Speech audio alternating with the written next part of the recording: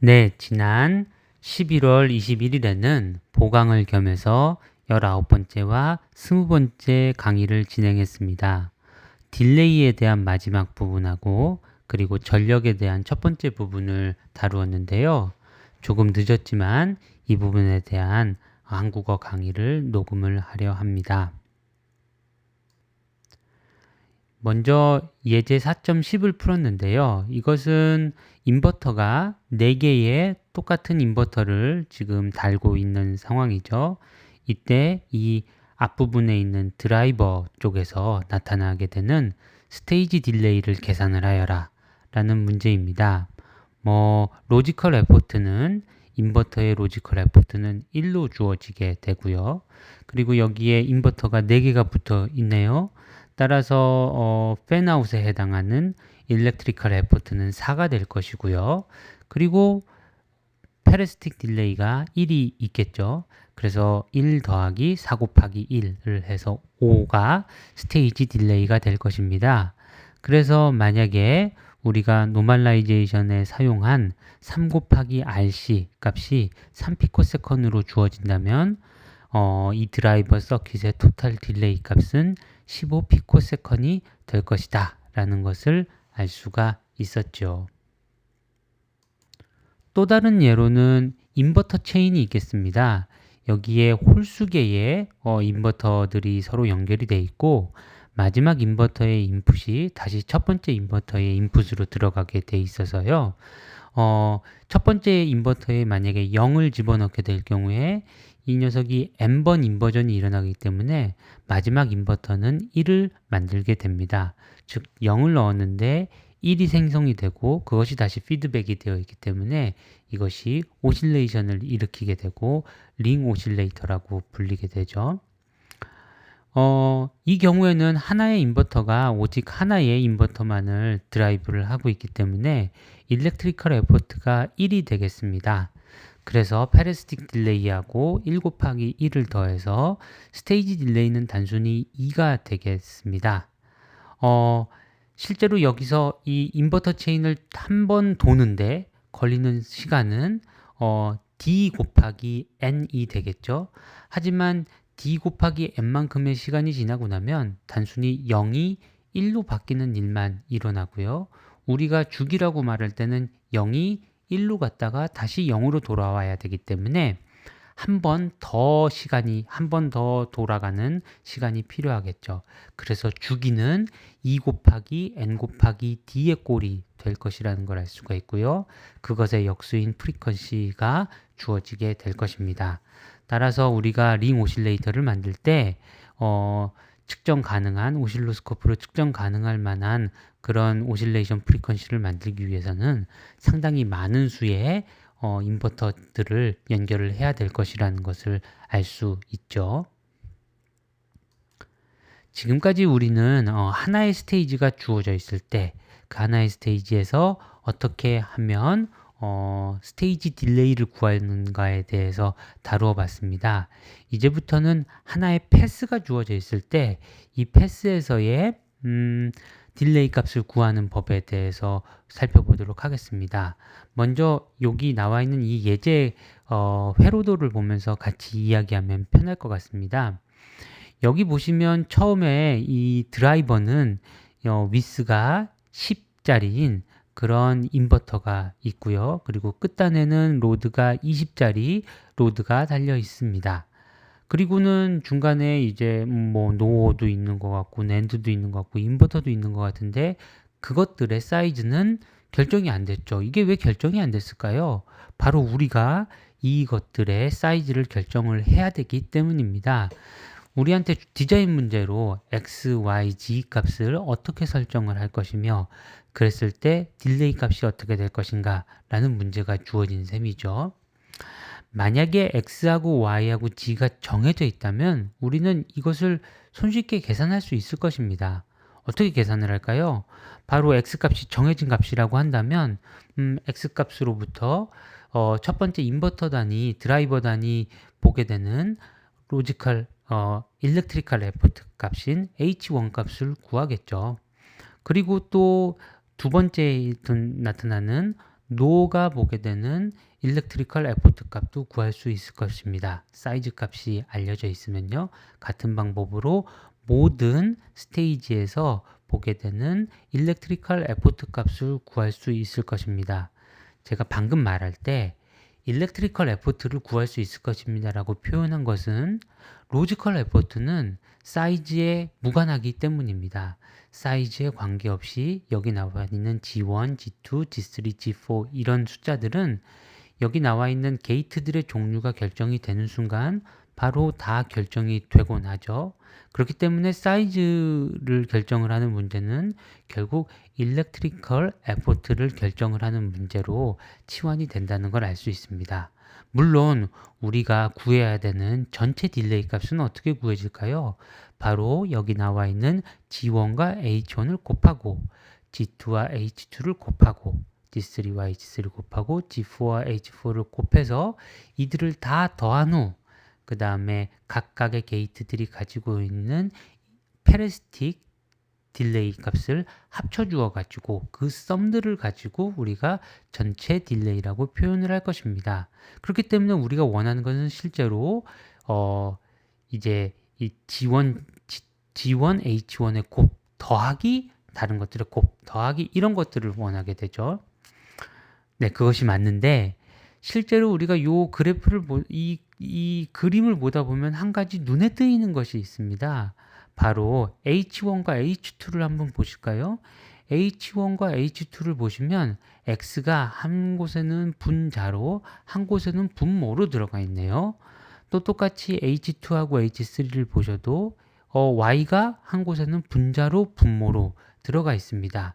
이로부터 우리가 알 수 있는 것은 우리가 실제로 구하려고 하는 것은 H1부터 H4까지의 곱은 아니지만 그렇지만 H1에서부터 H4까지의 단순 곱은 어떤 관계를 가지고 있냐면 중간에 존재하는 X나 Y나 G에 무관하고 오로지 처음 단의 캐패시턴스 값인 10과 마지막에 로드 캐패시턴스인 20에만 관계가 된다는 것을 알 수가 있습니다. 이 정보를 우리는 이용을 하려고 하고 있습니다. 다시 한번 정리를 해볼까요? 우리가 실제로 알아야 되는 것은 G1, H1 곱 더하기 G2, H2 곱 더하기 이런 것을 필요로 하는데 하지만 그것은 어떻게 될지 잘 모르고 사이즈에 따라서 바뀌게 된다는 것입니다. 그럼에도 불구하고 H1에서부터 H4까지 단순히 곱해주게 되면 이것은 그냥 상수가 나온다는 것이죠. 사이즈에 관계없는 상수가 나온다는 것입니다. 이것을 우리가 이용을 해서 논의를 진행을 해보려고 합니다. 자, 그래서 앞에서 제가 말씀드렸듯이 곱이 실제로 쓰일 때는 없지만 곱이 사이즈에 대해서 무관하다라는 곳으로부터 우리가 다음과 같은 것들을 생각을 해볼 수 있습니다. 로지컬 에포트들의 모든 곱을 생각을 해볼 수 있고요. 이것은 로직 게이트들의 종류만 결정이 되면 사이즈에 관계없이 바로 결정이 될 것이죠. 그렇기 때문에 라지 G 값은 바로 계산이 가능할 것입니다. 사이즈에 대한 고려 없이요. 그리고 패스 에포트라고 해가지고 이건 에포트들의 곱을 생각을 해볼까요? 사실 우리가 얻어야 되는 건 에포트들의 썸인데요. 그러니까 GIHI를 시그마를 취해준 건데 여기서는 그렇게 된 것이 아니라 GIHI들을 모두 곱해주는 것입니다. 그러면 이 곱은 단순히 이제 분해가 가능하겠네요. 어떻게 가능한 거냐면 G1, G2, G3, G4의 곱 이건 캐피털 G 값일 거고요. 그 다음에 H1, H2, H3, H4 이거의 곱이 나타나게 될 텐데 이것은 전에 말씀드렸듯이 사이즈에 무관해 보인다고 말씀을 드렸죠. 자, 그래서 여기 나와 있는 이 대문자 값들 있지 않습니까? G나 H나 F 값들은 실제로 우리가 딜레이를 계산할 때 바로 적용되는 값은 아니지만 이 값들이 사이즈에 무관하게 계산이 될 수 있다 하는 값입니다. G 값은 말씀드렸지만 로직 게이트의 타입으로부터 바로 결정이 될 수 있고요. 좀 이상하게 결정이 되긴 하지만 패스 일렉트리컬 에포트 H 값 역시 처음에 인풋의 패스의 인풋에서 바라본 캐패시턴스와 패스의 아웃풋에서 바라본 캐패시턴스 값의 비로만 나타나기 때문에 이것 역시 사이즈에 대해서 무관하게 되어 있다는 것입니다. 그래서 지금 여기서 자세하게 설명을 드리지 않았지만 브랜칭 이펙트, 만약에 하나의 패스가 가다가 이렇게 분기가 일어나고 하는 것까지 생각을 해주게 되면 일렉트리컬 에포트 값이 조금 더 커지겠죠. 두 갈래로 갈라지게 되면 그 전 드라이버에서는 우리 패스만을 고려를 하는 것이 아니라 그 옆에 있는 쌍둥이 것도 생각을 해줘야 되기 때문에요. 그래서 그런 것들을 다 생각을 해볼 때 그 패스의 에포트 값은 다음과 같이 G와 B와 H 값으로 곱하는 것으로 구할 수가 있다라는 것을 유도할 수 있습니다. 자, 여기서 중요한 것은 F는 뭐라고 했죠? 이거는 에포트들의 곱입니다. 그런데 이것이 G는 로지컬 에포트들의 곱인데 이것은 사이즈에 무관하고요. 브랜칭 에포트라고 하는 것은 브랜치가 중간에 몇 개 있느냐 하는 것들의 곱인데요. 이것도 역시 브랜치의 개수만 결정되면 바로 결정이 되죠. 마지막으로 H의 값은 뭐죠? H의 값도 어떤 것이냐면 처음과 끝에 캐패시턴스 B이기 때문에 이것도 역시 사이즈에 관계가 없이 주어질 수가 있습니다. 자, 그래서 이 에포트 지금 이로부터 알 수 있는 것은 저 F 값이 있지 않습니까? 패스 에포트 값이 사이즈에 무관하게 나타난다 라는 그런 우리가 앞서 살펴보았던 그 사실을 다시 한번 확인해 주고 있네요. 근데 이게 도대체 우리의 어플리케이션에 우리의 논의에 어떻게 사용이 되는가 하는 이 부분이 중요하겠죠. 우리가 필요로 하는 것은 FI들의 곱이 아니라 FI들의 썸입니다. 바로 저 두 번째에 나타나 있는 패스 에포트 딜레이를 원하는 것이거든요. 패스 에포트 그 곱이 아니라요. 그런데 저 F가 어떤 주어져 있는 상수라는 것이 도대체 어디에 쓰일까요? 그러면 그것이 바로 다음 페이지에 잘 나타나 있습니다. 네, 요거는 다음 페이지에서는 브랜치에 대한 내용을 다루고 있었네요. 수업 시간에는 이 부분에 대해서도 열심히 설명을 드렸지만 브랜치에 대한 부분은 이걸 읽어보시면서 넘어가도록 하겠습니다. 실제로 우리가 어떤 수들을 썸을 미니마이즈 하고 싶습니다. 이 썸을 미니마이즈 한다는 건 결국 패스 에포트 딜레이를 미니마이즈 하고 싶은데요. 대신 그들의 곱은 결정이 되어 있다고 생각을 하는 것입니다. 이 슬라이드의 가장 밑에 보면 Inequality of Arithmetic and Geometric Means, 네, 그러니까 그 산술평균과 기하평균 사이에 그 절대부등식이 있는 것이죠. 여길 보시면 결국은 산술평균은 늘 기하평균보다 크거나 같다라는 것이고요. 그러니까 우리가 현재 이 기하평균은 정해져 있는 것입니다. 왜냐하면 저 안에 들어있는 F1, F2 곱하기 땡땡땡 해서 Fn까지 있는 저 부분이 바로 패스 에포트고요. 결국 패스 에포트에 1 over n승을 취해주고 거기에 n을 곱해준 것이 n 이렇게 n을 곱해준 거 말고요. 1 over n승까지 취해준 것이 이것이 지오메트릭 민이 되는데요. 그거의 n배보다 그것이 기하평균보다 산술평균보다 작거나 같다라는 식이기 때문에 그 말은 F값이 정해지게 되면 그것이 상수로 정해지게 되면 산술평균이 가질 수 있는 미니멈 값도 결정이 된다는 것입니다. 저 절대부등식에서 등호가 성립되는 경우가 언제라고 했었나요? 그때는 F1에서부터 Fn까지가 모두 같을 때 저 등호가 성립하기 때문에 결과적으로 우리가 생각할 수 있는 것은 패스 에포트 딜레이의 최소값은 어떻게 주어지냐면 우리가 패스 에포트 F값에 1 over n승을 취해주고 n 값을 곱해준 만큼으로 주어지게 된다라는 것입니다. 결국 사이즈가 결정이 되지 않아도 패스의 로직 타입과 브랜치가 결정이 되면 저 f값은 결정이 되게 되거든요. 그 주어진 f값으로부터 우리가 생각할 수 있는 최소한의 에포트 딜레이를 구해낼 수가 있게 됩니다. 그러면 패스 에포트 딜레이만 구하면 단가요?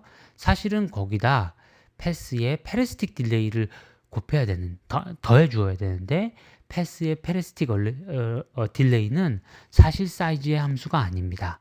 그렇기 때문에 그것은 또 우리가 주어져 있는 패스의 로직 게이트들이 결정이 되는 순간 결정이 된다고 생각할 수 있네요. 결국 우리가 사이즈를 조절을 해가지고 이 d 서브 f 값, 패스 에포트 딜레이 값을 미니마이즈 하게 되면 주어져 있는 토폴로지에서는 가장 최소한의 딜레이를 획득하는데 성공하게 된다. 그런 내용을 가지게 돼 있습니다. 참 신기하죠? 자, 그래서 식 4.40식과 같이 우리가 생각할 수 있는 미니멈 딜레이 값은 앞부분에 우변의 첫 번째 항으로 나타나는 미니멈 패스 에포트 딜레이와 그 다음에 이미 정해져 있는 패스 페리스틱 딜레이의 합으로 나타나게 된다는 것입니다. 그래서 우리가 해야 되는 것은 사이즈를 잘 맞추어 줘 가지고 모든 스테이지에서의 F값들이 결국 에포트들이 패스 에포트인 라지 F의 1 오브 n승이 되도록 사이즈를 조절해 준다는 것입니다. 이것을 가장 뒷단에서부터 맞춰서 하나씩 해주게 되면 그러면 모든 스테이지들이 다 밸런스를 잘 맞춘 스테이지 에포트들을 가질 수 있게 되고 그것이 미니멈 딜레이를 얻을 수 있게 되는 혹은 구현할 수 있게 되는 방법이라는 것이죠. 이 예제 4.13에 대해서 열심히 설명을 드렸고요. 제가 중간에 설명을 드리다가 브랜칭 이펙트를 제대로 고려를 안 해가지고 조금 버벅거렸던 것을 수강생 여러분들은 기억하고 계실 것입니다. 이것은 책을 보시면서 직접 해보시길 바라고요. 이것은 아주 예쁘게 잘 떨어지도록 만들어진 것이죠. G하고 한번 볼까요? G하고 B하고 H가 저렇게 주어져 있기 때문에 저들을 다 곱하고 나면 숫자가 아마 125가 되도록 될 겁니다. 라지 F가 125가 되도록 되어 있고요. 스테이지가 3개이기 때문에 그거에 3분의 1승을 취해주게 되면 각 스테이지마다 에포트 값이 5가 돼야 된다는 것을 알 수가 있고요. 그것이 각각의 스테이지에서 5가 되도록 먼저 y값을 결정하고 그 다음에 x값을 결정하는 방법으로 사이즈를 결정을 해 나가면 됩니다. 자, 이상의 논의를 통해 가지고 만약에 우리가 어떤 그 로직 게이트들이 어떻게 연결이 되어 있는지를 알고 있으면 그 상황에서 미니멈 딜레이를 구하는 방법들에 대해 가지고는 알 수가 있었죠. 하지만 우리가 때때로 고려해야 되는 것은 스테이지를 한 개만 쓸까? 아니면 2개를 쓸까? 3개를 쓸까? 도대체 몇 개를 써야 될까? 이 질문부터 답해야 될 그런 상황들도 있습니다. 이 이그젬플 4.14는 그런 것들을 나타내고 있고요. 여기에 지금 로드가 64에 해당하는 로드가 달려 있고요. 이니셜 드라이버는 1의 크기를 가지고 있다고 생각을 하겠습니다. 그랬을 때 이것을 그냥 이니셜 드라이버 하나 가지고 데이터 패스 로드를 드라이브를 하게 할까? 아니면 거기에 하나를 더 집어넣을까? 2단을 더 집어넣을까? 뭐 이런 생각들을 하게 된다는 것이죠. 각각에 대해서 n값이 1일 때, 2일 때, 3일 때, 4일 때 우리는 아주 손쉽게 이것들의 이 f값이 다 보면은 64가 캐피탈 f값은 64가 될 것이라는 걸 알 수가 있습니다. 아무리 스테이지 수가 많아져도 로지컬 에포트가 1이기 때문에 그것은 전혀 f값을 늘리는 데 도움이 안 될 것이고 모든 경우에 있어서 캐피탈 F는 64가 될 텐데요. 이때 스테이지 값이 1에서 2, 3, 4로 늘어남에 따라서 우리가 생각해 줘야 되는 스테이지 에포트 스몰 f 값은 64에서 8, 8에서 4, 4에서 그것보다 더 작은 2.8로 이렇게 줄어드는 것을 알 수가 있습니다. 그러면 이것을 이루기 위해 가지고 다음과 같이 사이징을 해주게 되고요. 이렇게 해주는 그 에포트 딜레이 이걸 가지고 이제 썸들을 하겠죠.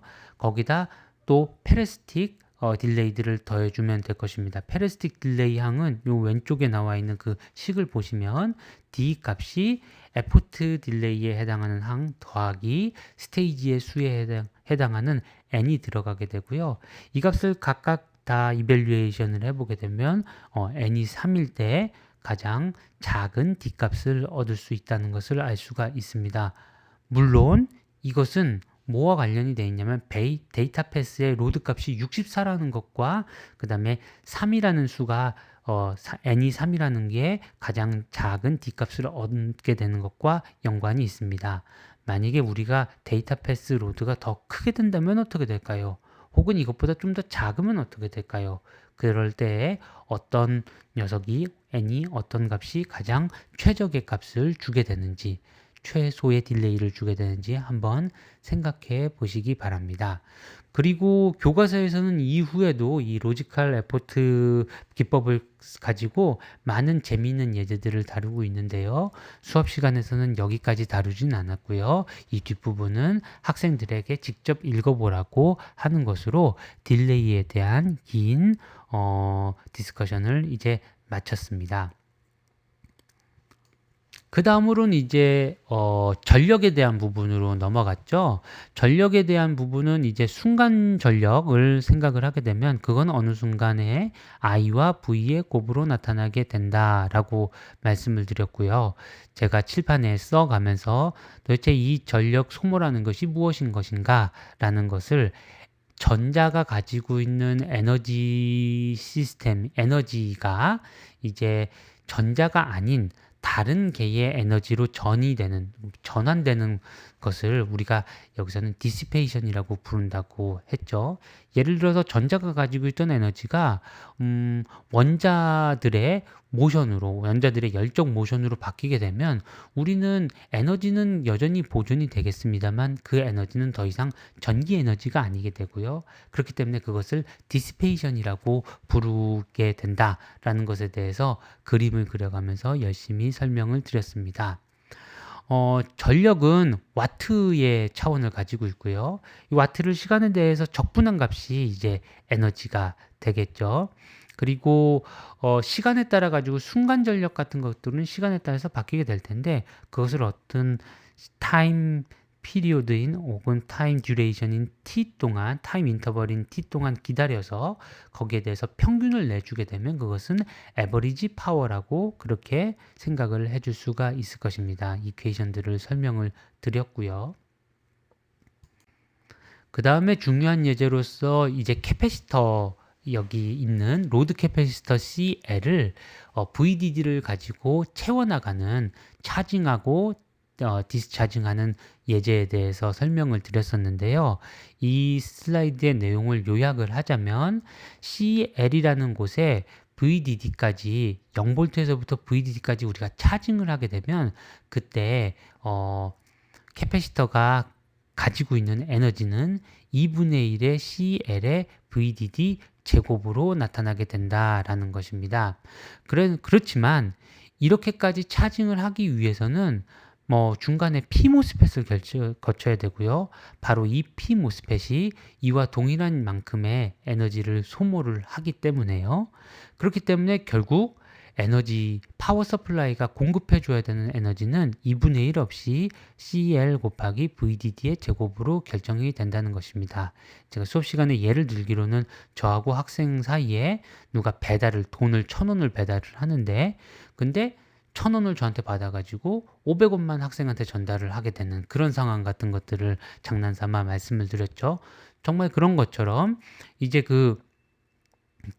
이 파워 서플라이가 에너지를 제공을 하게 되면 그 중에서 반은 피모스가 바로 열로 바꾸게 되고 나머지 반은 캐패시터가 에너지를 간직하고 있게 됩니다. 하지만 이 캐패시터가 가지고 있었던 이 에너지도 결국 다음번 이제 디스차징 페이즈가 실행이 될 때 그때 Vout 노드에서부터 NMOS를 통해 가지고 빠져나가면서 역시나 열로 빠져나가게 돼 있죠. 결국 생각을 해보면 파워 입장에서는 처음에 한번 차징을 할 때 0에서부터 VDD까지 CL 값을 채워 나갈 때 벌써 모든 에너지를 다 공급을 한 것이고요. 그 후로 그 에너지가 캐패시터에 얼만큼 더 있던지 간에 결국은 NMOS를 통해 가지고 모두 다 NMOS 또는 PMOS를 통해서 모두 다 사라지게 될 것이라는 것을 알 수 있습니다. 자, 그리고 요것은 인버터가 있을 때 그것을 실제로 계산한 인버터가 스위칭이 되는 동안 나타나게 되는 파형들을 나타내고 있고요.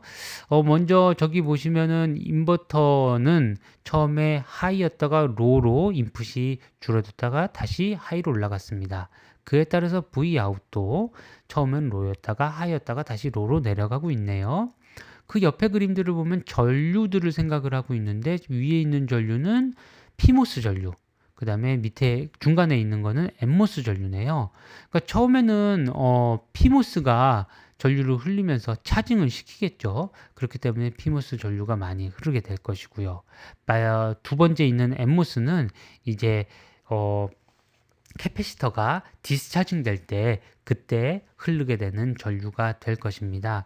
그리고 보시면은 NMOS하고 PMOS 모두 다 숏서킷 커런트라고 부르는 아주 작은 이렇게 볼록 튀어나온 부분을 나타내고 있는데요. 이것은 NMOS나 PMOS 둘 중에 하나는 완전히 켜져 있고 하나는 꺼져 있어야 되는데 중간에 둘 다 애매하게 꺼져 있고 애매하게 켜져 있을 때가 있거든요. 아주 짧은 순간 그때 잠깐 동안 그 VDD와 그라운드 사이에 전류가 약하게 흐를 수가 있습니다. 이 커런트는 원래 흐르는 PMOS나 NMOS 커런트에 비해서 상당히 작은 것을 알 수 있죠. 그래서 전력 소모 역시 그다지 크지 않을 것이라는 걸 알 수가 있습니다.